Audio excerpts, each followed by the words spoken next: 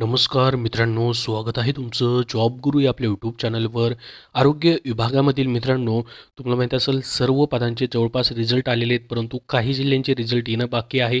गट क मधले कुठले कुठले रिझल्ट बाकी आहेत ते आपण पाहणार आहोत आणि आज कुठले कुठले रिझल्ट आले तेही तुम्हाला सांगणार आहे आणि गट ड बद्दल देखील आपण माहिती पाहणार आहोत. तर गट ड बद्दल बऱ्याच विद्यार्थ्यांचा एक प्रश्न आहे की कॉमन लिस्टमध्ये नाव असेल तर या ठिकाणी डॉक्युमेंट व्हेरिफिकेशनला बोलवतील का? आणि मित्रांनो, डॉक्युमेंट व्हेरिफिकेशनसाठी आम्हाला बोलवलं आहे की नाही हे कसं कळणार त्याबद्दल ही माहिती आपण पाहणार आहोत. तर बघा मित्रांनो, डॉक्युमेंट व्हेरिफिकेशनसाठी तुम्हाला तुमचा मेल आय डी चेक करायचा आहे, स्पॅम मेल ही चेक करा, लेटर देखील तुम्हाला पाठवलं जाऊ शकतं किंवा फोन देखील मित्रांनो येऊ शकते. ह्या तिन्हीपैकी कुठली एक गोष्ट होईल. परंतु मित्रांनो, ज्यांना ज्यांना कोणाला कॉल वगैरे आलेला आहे का गट ड चा किंवा मेल आलेला आहे किंवा लेटर आलेला आहे का, कमेंटमध्ये सांगा, जेणेकरून सर्व विद्यार्थ्यांना ही माहिती समजेल.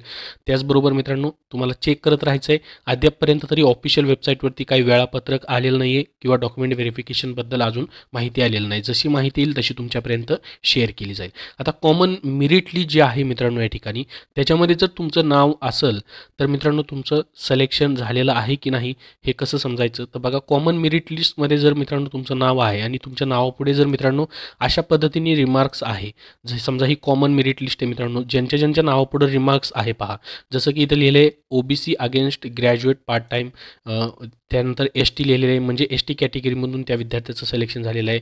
इथं WLNTD लिहिलेलं आहे म्हणजे वेटिंग लिस्ट आहे, एन टी टीमधून वेटिंगमध्ये आहे. अशा पद्धतीने जर काही लिहिलेलं असेल आणि तुमच्या नावापुढं अशा पद्धतीने काहीच लिहिलेलं जर नाही आहे तर म्हणायचं तुमचं सिलेक्शन झालेलं नाही किंवा या ठिकाणी मित्रांनो वेटिंगमध्ये देखील तुम्ही नाही आहेत. तर ज्यांच्या ज्यांच्या नावापुढं हे रिमार्क्समध्ये लिहिलेलं आहे त्यांचंच मित्रांनो या ठिकाणी सिलेक्शन झालेलं आहे. ज्यांचं WL लिहिलेलं आहे ते वेटिंगमध्ये आहेत, ज्यांच्या नावापुढं काहीच लिहिलेलं नाही त्यांचं सिलेक्शन झालेलं नाही आहे. तर बघा मित्रांनो, या ठिकाणी जरी आरोग्य विभागामध्ये सध्या तुमचं सिलेक्शन झालेलं नसेल तरी देखील अजून खूप साऱ्या जाहिराती येत आहेत मित्रांनो. फॉरेन्सिक लॅब डिपार्टमेंटची जाहिरात आलेली आहे, 10वी पासवरती, तिथं तुम्ही अर्ज करा. भरपूर विद्यार्थ्यांचे सिलेक्शन झालेले आहेत. जागा जरी तिथं कमी असल्या तरी देखील मित्रांनो संधी आहे. गट क ची पदभरती आहे. त्यानंतर गट ड मधली मित्रांनो वैद्यकीय शिक्षण विभाग पदभरती जी आहे, वैद्यकीय महाविद्यालय जे आहेत त्यांच्या जाहिराती येणं बाकी आहेत काही जिल्ह्यांच्या अजून, तिथंही तुम्हाला चान्स असणार आहे. पोलीस भरती येणार आहे. त्याच्यानंतर मित्रांनो जिल्हा न्यायालयांची देखील अजून दुसरी पदभरती जी आहे ती येणार आहे. भरपूर साऱ्या जाहिराती या वर्षी देखील मित्रांनो येणार आहेत.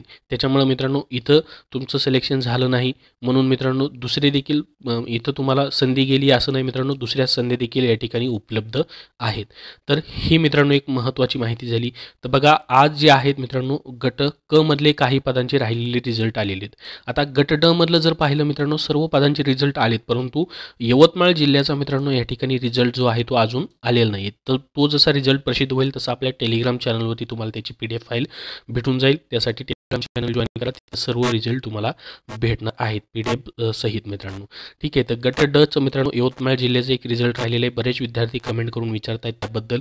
तर बघा, आता गट क मधले मित्रांनो जसं की या ठिकाणी पहा सिम्पीचा रिझल्ट राहिला होता, छत्रपती संभाजीनगर जिल्ह्याचा, त्या औरंगाबाद मंडळचा या ठिकाणी लिहिलं आहे त्यांनी, छत्रपती संभाजीनगर मंडळ औरंगाबाद त्या ठिकाणचा रिझल्ट आला आहे. कनिष्ठ तांत्रिक सहाय्यकचा मित्रांनो उपसंचालक कार्यालय परिवहन गट क चा रिझल्ट आलेला आहे. गट क आरोग्य निरीक्षकचे या ठिकाणी रिझल्ट पुणे, नागपूर, लातूर, त्यानंतर छत्रपती संभाजीनगर आरोग्य निरीक्षक वीजतंत्री मंडळ कार्यालय ठाणेचा रिझल्ट आलेला आहे.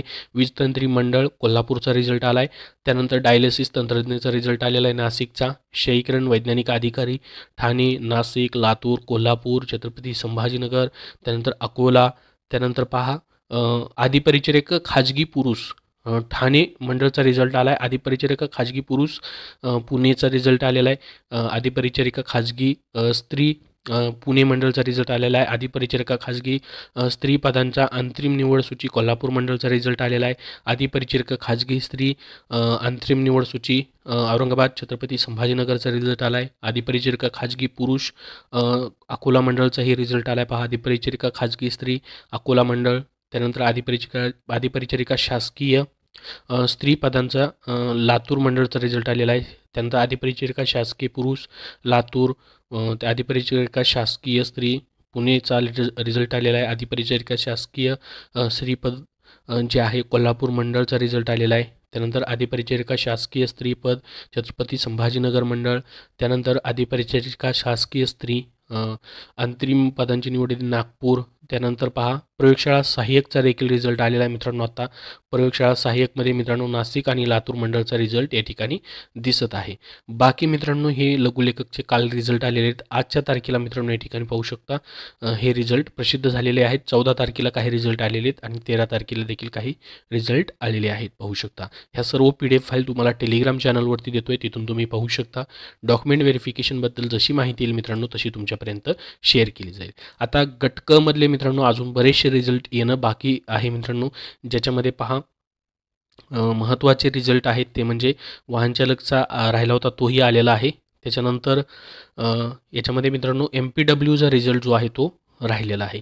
बाकी ही सर्व पदं जी आहेत मित्रांनो याबद्दल तुम्ही कमेंटमध्ये सांगा तुमचं कुठलं पद राहिलेलं आहे, त्याच्याबद्दल माहिती घेऊन तुमच्यापर्यंत नक्की माहिती शेअर केली जाईल.